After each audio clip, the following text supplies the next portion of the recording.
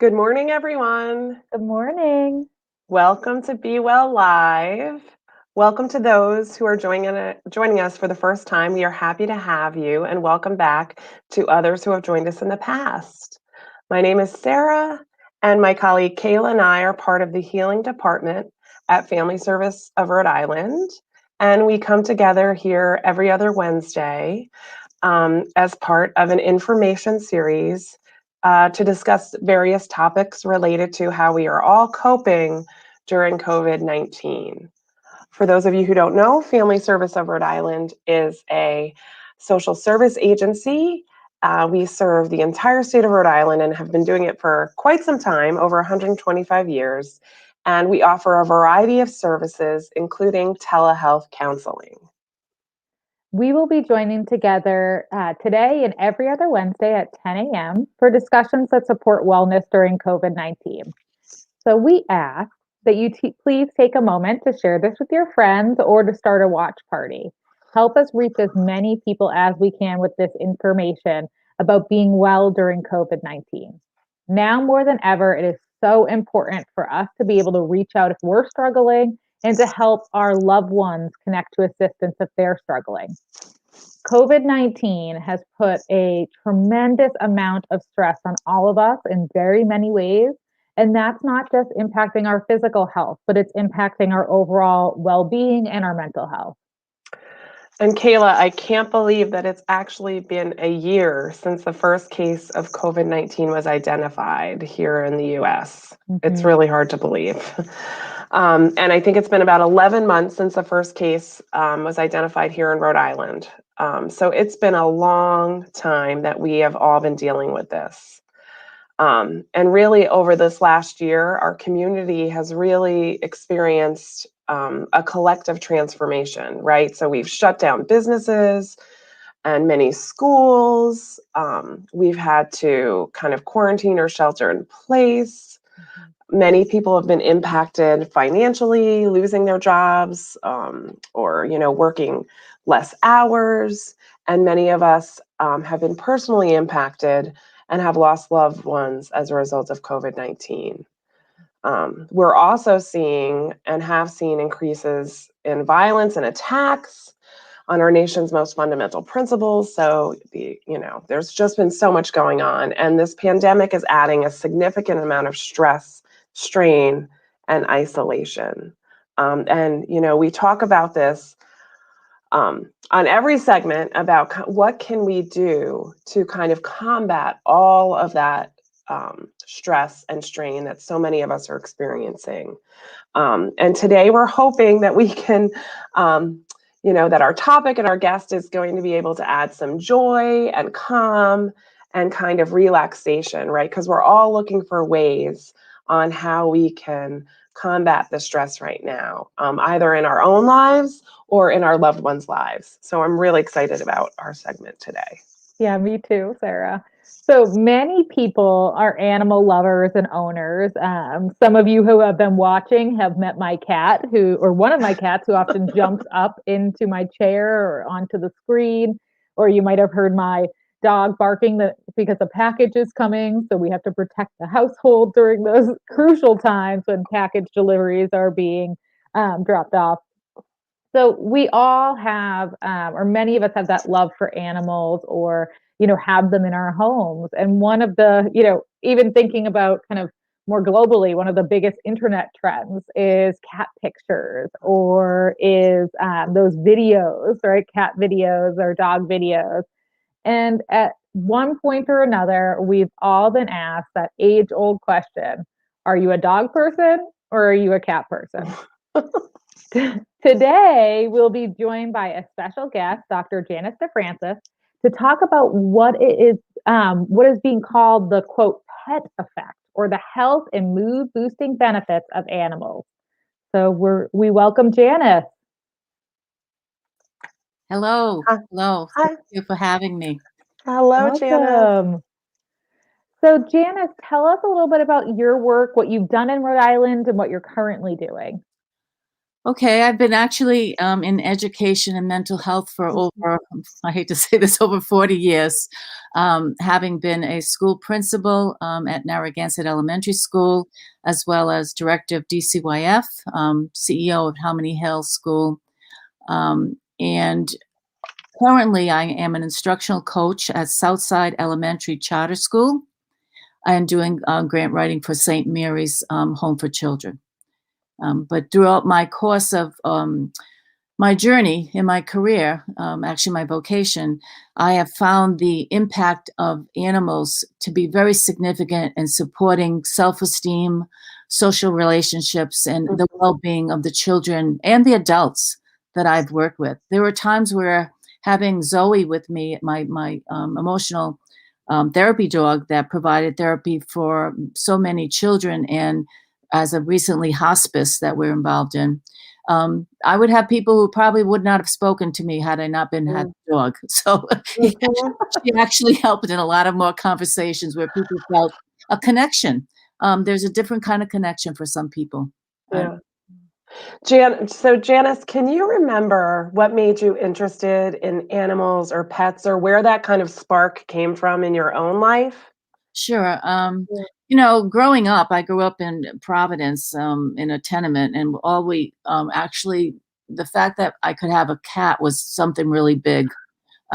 We really could not have a dog. We had no backyard. And it was not the kind of place to have that type of animal. I had my typical goldfish, as many of us do.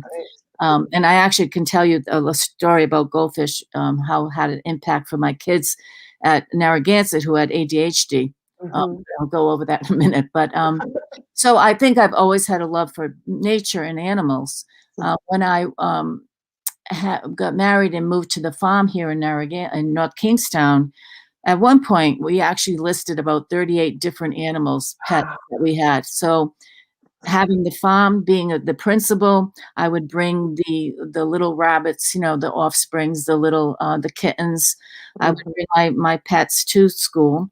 And in Narragansett, we had a rabbit that lived in the quad. We had chickens that I brought that we actually had children picking the eggs. Typically, the kids who had some behavior problems were very good about taking care of those chickens. And we had parakeets, Billy and Johnny. And so we had animals that the kids loved. I mean, they really enjoyed having those animals. They related to it. So I have one child who didn't speak for the entire year. And when I brought my kitten in and had lunch every day for a month, she finally started to speak. So I saw the significance of animals, where some children were able to actually start to socialize with others because of that connection with the animal in the classroom. And being able to care for someone else or something else, you also saw some of them gaining some self-confidence.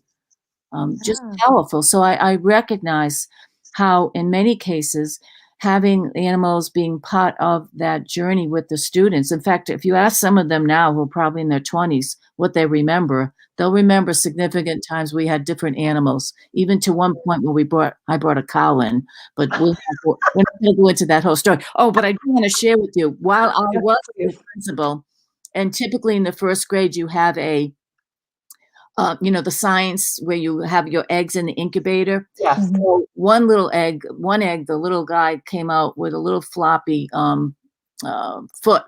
So they ended up asking me, Dr. DeFrances, would you please take care of this in your office? Well, lo and behold, it imprinted with me, and it became this. I don't know if you can see it very well. This is Peking. Peking became the sort of the pet duck at Narragansett for over a year that would follow me around in classrooms. A couple of times I'd actually put him on the intercom. Oh my goodness. Squeeze him and he would go quack. And the kids would come by and give me the high five, like they heard it, Oh. It was a way of me sharing joy with them and them sharing that joy and connection with me. I had a fish tank. Some kids had the opportunity to take care of the fish taught them some responsibility. They looked forward to coming in and being able to do that. For others, when they were my frequent flyers, I'd have them watch the fish go back and forth. It would actually calm them down before we could start to talk. Wow. Sounds That's crazy, amazing. but believe me, it works. And Mhm. it's genuine and it's sincere. And every animal, especially dogs, cats, the unconditional love that they provide. Yeah.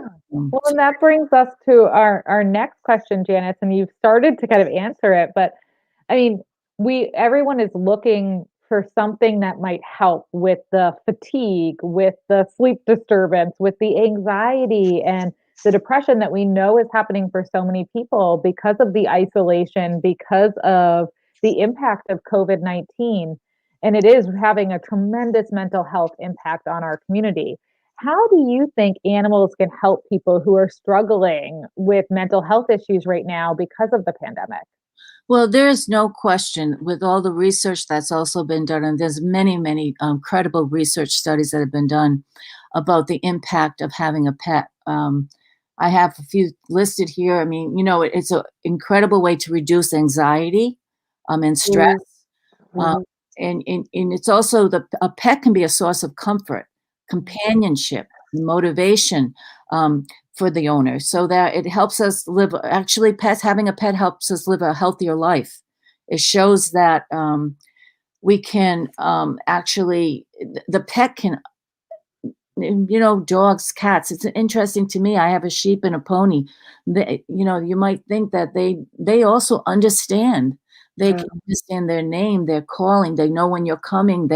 There's a sense of comfort that they provide. There's a sense of understanding.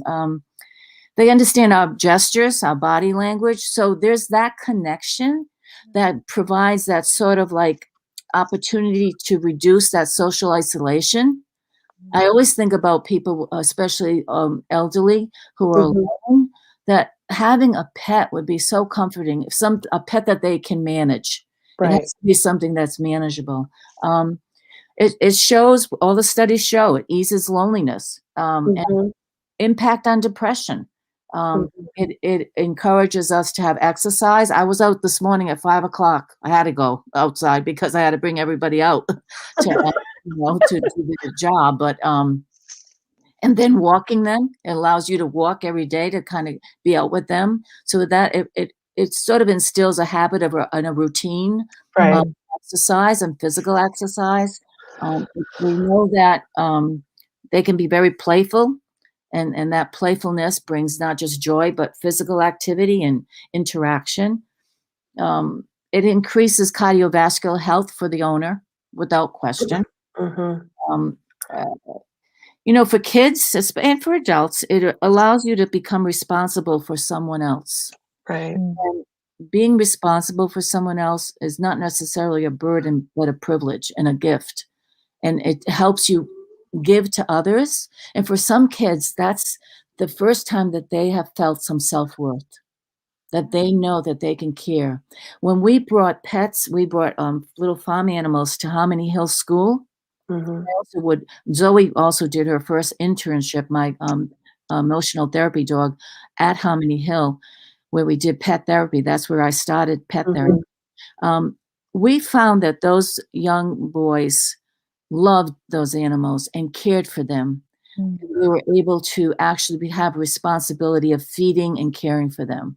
And we're very kind to them. At first there was some reluctance. Will they be able to do that? But boy, we showed when we taught them how to interact, how to pet, how to comfort, how to hold, Mhm. really rose to the top. And it showed what a wonderful connection they made. Um, just having physical touch. Yeah. Some adults have no physical touch throughout the day. Mhm. Having that animal to have that physical touch makes such a difference. It releases Mhm. serotonin and dopamine in our brains.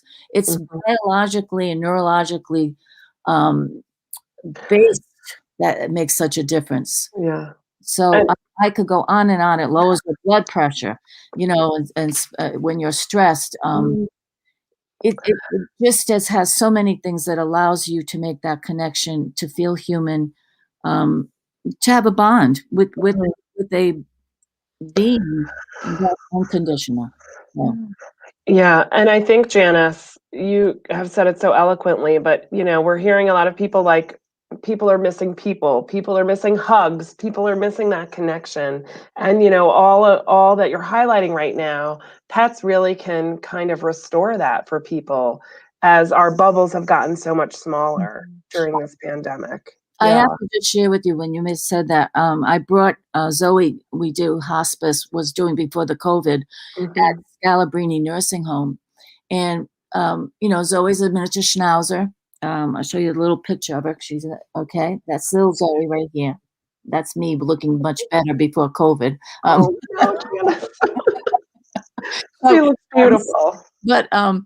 but we're at the dementia unit at Scalabrini, and a woman had very severe, very, very severe rheumatoid arthritis, like her hands were crippled from it. Mhm. I said to her, you can pet Zoe. Go ahead, pet her if you'd like to pet Zoe. And she said, no, my hands are no good, no good. I said, no, try. And she stroked the dog. Mhm. She had the most eloquent smile on her face and said, so important to touch. So, Oh, and I realized more and more how that is so significant. yeah, yeah, It just brings, puts chills on me. So I think it's just important. yeah. Well, Janice, I know we have a video Oh, of, I yes. believe, Zoe. Why don't we? I know Will, who none of you get to see, is in the background, always making magic happen. We'll bring up the video now to show everyone. Great. Let's see. This is our first time doing this, Janice. They're not that. Oh, there it is. Yeah. Exciting. Increasing number of schools are going to the dogs. Literally, we're talking therapy dogs, of course, that can diffuse tension and have a calming effect on students. Here's NBC 10's RJ Heim from the South Side Elementary School in Providence, new at 6. Bella and Zoe are the two therapy dogs in the principal's office at Southside Elementary. At this charter school, administrators write their own rules with approval from the Board of Education. We don't want our school to be a fear-based environment. Those days are over. That is more of a traditional approach to discipline that existed when we went to school. Now we have much more of a nurturing, caring, loving, and supporting environment. When a student may be anxious or may want to be able to talk about something, it grounds them. Enter both dogs that have gone through formal training and evaluation for temperament and ability to perform the tasks at paw, like happened to a child in crisis last year. He was just going through a really hard transitional time in his life. And school was a safe place for him. And he probably just didn't want to leave. And they realize how loved and supported they feel here. The dogs just contribute to that loving environment. I can remember when I was in school, if I was talking a lot or being disruptive, I would get sent to the principal's office. Am I being disruptive? Hey. Most of the time you get called to the principal's office? Why is that? Sometimes I'm not doing my work. I'm not doing what I'm supposed to do. If you're sad, they heal you up. It doesn't really feel good when you're in trouble because then you're like, oh, why did I do that? And then, like, when you go back to your class, you're like, I'm going to do better. They're very gentle, and they're loving, and they're kind. We have a link on turnto10.com on studies performed over the past 15 years that show therapy dogs really work, with the goal, a better education for students. RJ Heim, NBC 10 News. Oh, What a powerful video. Yes, and believe me, that if you interview any of the children at Southside, they will tell you Bella, Ella, and Zoe are right there on the charts for their companionship and friendship. It's wonderful. It's wonderful. That's amazing. Janice, so this is kind of a selfish question for you. So if somebody is kind of on the fence, so I know a lot of people that have gotten pets during this pandemic, right? And I think, pandemic puppies, it's a big thing. If somebody is on the fence and not sure whether or not they should take that plunge to get a dog or a cat, what would you say to them? I think you have to think very carefully about your surroundings, and your work habits, etc. So when we look at, whether or not you should get a pet, you need to think about your availability. You got to think about the responsibility. Is it going to be a puppy? Is it going to be a rescue? You have to do house training, etc. So you want to think about the responsibilities in that and your timing of being home. If you travel a lot, will you have someone that will be able to care for that animal while you're away? What kind of yard do you have? What kind of access to a park or to walking that you will have so that you can get that dog? If it's a big dog, I have a border collie. Believe me, a border collie needs a lot of room. Yeah. And you got to keep them entertained. Otherwise they'll find something to entertain themselves.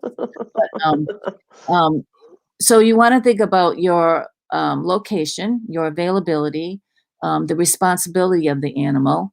I mean, clearly for me, the benefits outweigh all of that, but I also recognize that I live on a farm with a 2-acre perimeter that allows them to run with an invisible fence. So that makes it a little bit easier. And having more than one animal, they actually take care of each other and play with each other. But if you're just on the fence, an opportunity might be to sort of like volunteer, hopefully once this COVID's over, at a pet shelter. Sometimes you can foster an animal. The shelters really want people to foster animals for a short term. You could do that for a short term to see what it's like to have a pet, a cat, a dog. You may not want something that big. You might want a rabbit, a guinea pig. They also offer the same type of kind of comfort and connection that you can have. So again, you have that opportunity to kind of explore that. I think that that's a way to do that. So I guess, Sarah, an opportunity might be to do some fostering if you were to want to bring a pet into your home. Thank you, Janice. Well, Janice, I mean, I have to go back to that video for a little bit. There was one child on there that said, I get sent to the principal's office a lot. And I do think, you spoke a little bit about this, just, when we have children that are really struggling with difficult behaviors, right? They often get a lot of negative attention, whether that's at school or at home. The ratio of negative to positive can really be kind of, maybe a little too heavy on the negative side sometimes. And so that idea of having an animal that they're taking care of, even that child, you can see his face light up. Just that idea of if it is possible having an animal, to pet, to hold, to be responsible for, allows for a lot of that positive attention too, not only from the pet, but then from, the people around that child when they're taking care of them. And Kayla, clearly when you're sent to the principal's office, I mean, many of those children are anxious or upset, some incident that's just occurred. And having, like, even petting Zoe or Bella, it calms them. It sort of allows them to relax. It allows them to have a more, calming breathing. And then we can talk with them. Then we can talk about the issue and problem solve and do some restorative, practice with them so that we're able to do that in a way where they feel that the comfort of that animal and they know it's a safe place to do that. Yeah, I mean, you could see the therapeutic benefit right there on the screen, right? Janice, is it hard for those people interested in, if they have a dog or they're interested in kind of going down the road of having a therapy dog? Is it hard to do? No. No. So we have 3 different types of dog. We have an emotional support dog, we have an emotional therapy dog, and then you have service dogs. Okay. Yeah. And so the emotional support dog doesn't require any specific credential training. Okay. But it is a dog that you would have with you daily that provides you comfort and support. It's a well-trained dog. It has a good, well-trained in terms of your training, and it has a good temperament, and it one that can be very much provide you that support. Zoe is a therapy dog, an emotional therapy dog that was trained through Windwalker. And there's different organizations. Rhode Island, we have Windwalker Association. We did 3 courses, and we did a year internship at Wolf School as well as Harmony Hill. And then Zoe and I went on, and Zoe, a therapy dog, can provide services to, people in hospitals, schools, different kinds of opportunity. And their responsibility is to provide a psychological or physiological therapy to individuals other than their handlers. So Zoe provided it to others, but I could tell you something, also provided it for me without question. Then service dog, and Zoe's, that was a more, like you can use that, the program is at CCRI, and I did it through Pearl Solito. It was a wonderful program. And then you have a service dog that is very specifically, highly trained for that individual to use for service as to their specific disability. So I have a friend who's deaf who has a hearing dog. Wow. The hearing dog alerts her to the doorbell, the phone ringing, the tea kettle, because she can't hear those sounds. That's amazing. Yeah. Those are the different types of dogs that you can enjoy. Not just dog, an emotional support animal. We've seen them anywhere from miniature horses to peacocks on planes. So again, some of that is getting more regulated because people sort of like took a little bit of advantage of it. But right. You can have. I was able to travel with Zoe because of her credentials, as well as like a service dog could. Gotcha. And Janice, just, as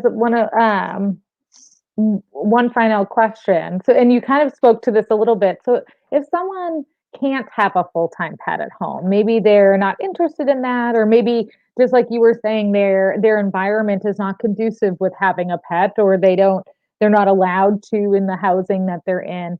What are other ways that people can access the benefits of animals? Because it's beyond cats and dogs, right? There's so many benefits to that interaction with another animal or a being. Well, it's interesting because I thought about that, and I think that for some kids, being able to read stories about pets, there's videos, there's beautiful movies. I forgot the one. It's about a dog that the owner was they filmed it in Woonsocket, Rhode Island, Kachi, or it was the most beautiful film about the loyalty of a dog. And you watch that, and even if you don't have a pet, you love that dog. It's so loyal and unconditional. I think there's some video sites that actually have pets that you can kind of like interact with. I'm not sure. I haven't tried that yet. Wow. But again, stories, videos, being, I think that being able to volunteer at some point, those are the kinds of things that you don't have to have it yourself, but you can have that opportunity to share in the joy. Yeah. And I hope more and more schools, Janice, will kind of look into this, because like that video was so powerful, so if schools can bring in animals, that's a great way for kids to access them. So I hope that kind of catches on and people do that. Yeah, and that shift from that fear base, right, to that nurturing environment, and continuing to enhance that with animals, which that brings so much joy to so many people. We also, Zoe would go to the Hope Center, which is it's a daycare for Alzheimer's, with Alzheimer's. And believe me, you walked in with that little animal and they would actually talk to you about when they had a pet. Wow. Because even in their memory of that, and even with their memory loss, it seems like that kind of connection is a very strong connection. Yeah. So, and Janice, are you training a new puppy? Oh, I am. Oh, give me 1 second. She's right. He's right here. His name is Harry. Harry, we would love to meet Harry if that's okay. Harry, a little sleepy, but Harry, come here. They're on the screen today. Aw, he's making his big debut. Okay, this is Harry. Okay. Hi, Harry. So cute. Hi, Harry. Hi, Harry. Oh, he's giving you kisses. Oh, my goodness. It's just the right temperament for an emotional therapy dog. So you have to have a really calm dog, like puppy or dog, and one that can be socialized and be with others. So this is Harry. Harry will soon be doing his work within a few months. Wonderful. That's so excellent. Well, Janice, thank you so much, and thank you to Harry too. and Zoe. And Zoe. And thank you, Zoe. There's Zoe. Yeah. Thank you so, so much for coming to talk to us today and sharing about, that idea of the effect that animals can have on us and beyond just there's so much research, right? There's so much that goes beyond it just being, a pet or a companion. Just that idea that it can lower our blood pressure, the idea that it can bring us such, mood boosting and health benefits. So thank you so much for coming on and sharing with us today. I appreciate the opportunity. It brings me joy just even talk about this. But I'm hoping that showing some impact of this program, we will see that maybe through Sarah's exploration of a pet. So Thank you, Janice. Yes, Janice, thank you so much, Janice. We really appreciate Bye-bye. it. And thank you for everybody who joined us and watched today. For those of you watching, remember, if you or someone you know is struggling, there's no better time to reach out for help. You can contact our intake department at the number below on the screen. Please join us again on 2 Wednesdays for more tips and discussions about coping with COVID-19. Thank you, Janice and Harry. Okay, bye-bye. Be well Be well. and be safe. Bye.